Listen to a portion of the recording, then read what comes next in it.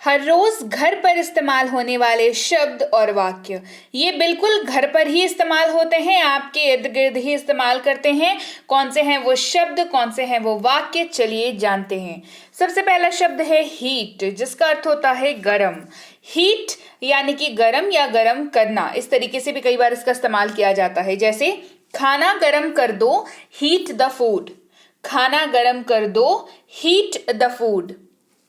Boil यानी कि उबालना। बॉयल यानी कि उबालना। आलू उबाल दो, बॉयल दी पोटैटोज। आलू उबाल दो, बॉयल दी पोटैटोज। बर्तन इस्तेमाल करेंगे यूटेंसिल्स नहीं तो डिशेस का। ऐसे बता दूं, बर्तन की जो सही अंग्रेजी होती है वो यूटेंसिल्स होती है, और डिशेस जो हैं वो नॉर्मली प्लेट्स को, नहीं तो खाने की किसी कोई चीज जो तैयार की गई है उसको कहते हैं डिशेस। ठीक है, लेकिन आप बर्तन की जगह पर यूटेंसिल्स या डिशेस दोनों में से किसी का भी इस्तेमाल कर सकते हैं, क्योंकि आम बोलचाल की भाषा है, रोजमर्रा की जिंदगी में इस्तेमाल होती है, तो आप दोनों में से किसी का भी इस्तेमाल कर सकते हैं। जैसे आप कहेंगे बर्तन साफ कर लो, तो आप कह सकते हैं क्लीन द यूटेंसिल्स या डू द डिशेस, या क्लीन द डिशेस का भी आप इस्तेमाल कर सकते हैं, कोई समस्या नहीं है। यूटेंसिल्स क्योंकि थोड़ा बड़ा हो जाता है शब्द और कई बार लोगों को दिक्कत आती है इसका इस्तेमाल करने में, तो डिशेस का इस्तेमाल भी आप कर सकते हैं, कोई प्रॉब्लम नहीं है। बस इस्तेमाल करिए, ये इंपॉर्टेंट है। आप चाहे डिशेस इस्तेमाल करें चाहे यूटेंसिल्स इस्तेमाल करें। बढ़ते हैं आगे। वॉश, जिसका अर्थ होता है धोना। वॉश यानी कि धोना। मैंने चावल धो दिए हैं, I have washed the rice. मैंने चावल धो दिए हैं, I have washed the rice. Sieve, जिसका अर्थ होता है छानना। सीव यानी कि छानना। जैसे आटा चालते हैं ना, जैसे हम लोग कोई चीज को, कोई महीन चीज जो है वो नीचे चली जाती है और भारी वाली चीज ऊपर रह जाती है, उस प्रोसेस को कहते हैं छानना, यानी कि सीव। आटा छान लो, सीव द फ्लोर। आटा छान लो, सीव द फ्लोर। ड्राई यानी कि सुखाना। ड्राई यानी कि सूखा हुआ या सुखाना, दोनों तरीके से इस्तेमाल होता है। जैसे बर्तन सुखा दो, ड्राई द पॉट्स। बर्तन सुखा दो, ड्राई द पॉट्स। छीलना यानी कि पील ऑफ।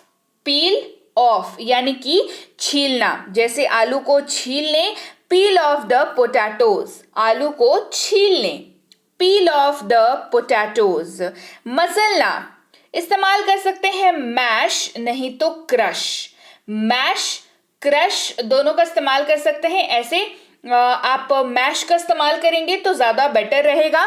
जैसे हम लोग कहते हैं आलू मसल दो, तो आप इसको मैश द पोटैटोज भी कह सकते हैं, क्रश द पोटैटोज भी कह सकते हैं, कोई समस्या नहीं है। लेकिन मैश अगर इस्तेमाल करेंगे तो ये ज्यादा सटीक होगा, ज्यादा सही होगा, तो इस बात का आप ध्यान रखेंगे। वैसे आपको जो भी याद रहे आप उसका इस्तेमाल कर सकते हैं। चॉप यानी कि काटना। चॉप यानी कि काटना। सब्जी काट दो या सब्जी को काट लें, चॉप द वेजिटेबल। सब्जी को काट दो या सब्जी को काट लें, इस्तेमाल करेंगे चॉप द वेजिटेबल। रोल होता है, इसका अर्थ बेलना। क्या होता है? बेलना यानी कि रोल। जब रोटी बेलते हैं ना, तो रोटी बेलने की जो प्रक्रिया होती है उसको कहते हैं रोल करना। क्या कर रहे हैं? रोटी को रोल कर रहे हैं, राइट। जैसे रोटी बेल दो, रोल द चपाती। रोटी बेल दो, रोल द चपाती। सेकना इस्तेमाल करेंगे बेक। सेकना इस्तेमाल हो जाएगा बेक। जैसे क्या आप रोटी सेकना जानते हैं? Do you know how to bake chapati? क्या आप रोटी सेकना जानते हैं? Do you know how to bake chapati? Flip अगला शब्द है, जिसका अर्थ होता है पलटना। फ्लिप यानी कि पलटना। जैसे रोटी पलट दो, फ्लिप द चपाती। रोटी पलट दो, फ्लिप द चपाती। नीड यानी कि गूंदना। नीड यानी कि गूंदना। जैसे क्या आप आटा गूंदना जानते हैं? Do you know how to knead the flour? क्या आप आटा गूंदना जानते हैं? Do you know how to knead the flour? Mince, MINCE, mince, जिसका अर्थ होता है छोटा छोटा काटना, है ना, या कुतरना। आम भाषा में कहें तो आप कुतरना भी इसको कह सकते हैं। छोटा छोटा काटना, बिल्कुल महीन, बिल्कुल बारीक, जो मतलब बिल्कुल घुल जाए एक तरीके से, उसको कहते हैं, उस प्रक्रिया को कहते हैं मिन्स करना। जैसे लहसुन को छोटा छोटा काट लो, प्लीज मिन्स द गार्लिक। लहसुन को छोटा छोटा काट लो, प्लीज मिन्स द गार्लिक। बढ़ते हैं आगे, सॉटे अगला शब्द है। सॉटे यानी कि भूनना, सॉटे यानी कि भूनना। अब ये क्या होता है भाई, जब आप मान लीजिए कढ़ाई में तेल डाल करके प्याज आप तल रहे हैं, उसके बाद आप उसमें सब्जी ऐड करेंगे, तो आप क्या कर रहे हैं, प्याज को भून रहे हैं, राइट। प्याज को आप भून रहे हैं, तो आप प्याज को क्या कर रहे हैं, सॉटे कर रहे हैं, प्याज को सॉटे कर रहे हैं। प्याज को भून लो, सॉटे द अनियन। प्याज को भून लो, सॉटे द अनियन। पोंछना, इस्तेमाल करेंगे वाइप, WIPE, वाइप इसको पढ़ते हैं। इसका अर्थ होता है पोंछना, किसी चीज को पोंछ करके साफ करते हैं, यानी कि वाइप करते हैं। पोछा लगा दो, वाइप द फ्लोर। पोछा लगा दो, वाइप द फ्लोर। ढकना यानी कि कवर, ढकना यानी कि कवर। जैसे इसे ढककर पकाओ, कवर एंड कुक इट। इसे ढक कर पकाओ, कवर एंड कुक इट।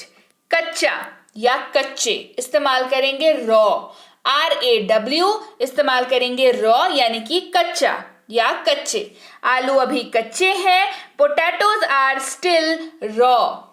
आलू अभी कच्चे हैं, पोटैटोज आर स्टिल रॉ। परोसना यानी कि सर्व, परोसना यानी कि सर्व। भोजन को परोसो, सर्व द फूड। भोजन को परोसो, सर्व द फूड। निचोड़ना, इस्तेमाल होगा स्क्वीज। किसका इस्तेमाल करेंगे, स्क्वीज। नींबू निचोड़ो, स्क्वीज द लेमन। नींबू निचोड़ो, स्क्वीज द लेमन। ब्लेंड यानी कि मिलाना, किसी चीज को मिक्स कर देना, है ना, बिल्कुल एक साथ कर देना। ब्लेंड यानी कि मिलाना। मसालों को मिलाएं, ब्लेंड द स्पाइसेस। मसालों को मिलाएं, ब्लेंड द स्पाइसेस। गरम करना, हीट अप। गरम करना, हीट अप। खाना गरम कर दो, हीट अप द फूड। खाना गरम कर दो, heat up the food. Fry यानी कि तलना, फ्राई यानी कि तलना। जैसे पूड़ी तल दो, फ्राई द पूरी। पूड़ी तल दो, फ्राई द पूरी। पकौड़े छान दो, फ्राई द फ्रिटर्स। पकौड़े छान दो, फ्राई द फ्रिटर्स। अंग्रेजी में पकौड़ों को फ्रिटर्स कहते हैं। स्वीप यानी कि झाड़ू लगा दो। स्वीप शब्द का अर्थ ही होता है झाड़ू लगा करके साफ करना, ठीक है। जैसे फर्श पर झाड़ू लगाएं, स्वीप द फ्लोर। फर्श पर झाड़ू लगाएं, sweep the floor. Soak, SOAK, सोक, जिसका अर्थ होता है भिगोना। जैसे हम लोग रात में चने, काबली चने, ये सब भिगो के नहीं रखते हैं, तो हम लोग क्या करके रख रहे हैं, उसको सोक करके रख रहे हैं, यानी कि भिगो के रख रहे हैं। तो सोक शब्द का अर्थ होता है भिगोना। जैसे बादाम भिगो दो, सोक द आलमंड्स। बादाम भिगो दो, सोक द आलमंड्स। आलमंड का अर्थ होता है वो जो स्पेशल वाले बादाम नहीं आते लंबे लंबे से, उनको अंग्रेजी में आलमंड्स कहते हैं, और उनको भिगो के रखना को कहेंगे सोक द आलमंड्स, राइट। तो चलिए भाई, ये थी आज की क्लास। उम्मीद है क्लास समझ आ गई, उम्मीद है क्लास पसंद आई है। तो क्लास को लाइक करिए, शेयर करिए, कमेंट करके मुझे बताइए ये घर पर इस्तेमाल होने वाले शब्द और उन पर बेस्ड वाक्य की अंग्रेजी आपको कैसी लगी, और ऐसी ही और क्लासेस आपको चाहिए तो आप कमेंट करके मुझे बताइए कि मुझे ऐसी और क्लासेस चाहिए। मैं आपसे मिलती हूँ आपकी अगली क्लास में। Till then, thank you so much for watching. Stay tuned to my English coaching.